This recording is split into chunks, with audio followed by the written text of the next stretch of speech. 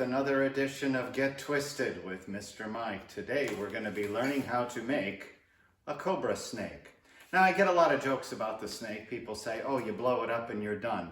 But actually there's a little more to it than that, as you can see, because we're going to be making a head and a hood and of course the rest of the snake. So to give you a rundown of what we're doing, we're going to be making a head, and then we're going to be making two bubbles here for the cobra's hood, and then we'll be tucking it through the back here to make his, I guess, his little arch here, and then we have a cobra snake. If you're confused, that's okay. We're going to walk you through it. So I'm going to start with a orange balloon here. That'll be fun to make an orange snake, and I'm going to blow it almost all the way. I'm going to give about, maybe just a finger length at the end. Give it a little burp, and we're going to start with the head of our snake, just like this.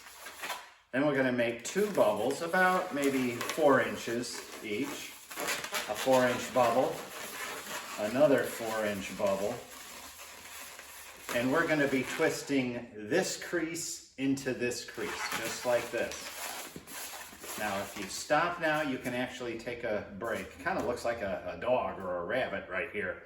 But to make it a cobra, we're going to take this balloon here, this long one, and start tucking it in between those two bubbles. And now we have a hood for our cobra snake. And for our cobra snake, we're going to give him an eye and give him an eye. Real fast, easy design, almost as easy as our sword, maybe even easier than our sword. And we have 2 eyes and a couple of fangs, and that is our balloon cobra snake. All right, I hope you enjoyed this tutorial video, and please remember to comment, like, and subscribe. Thank you, Mr. Mike.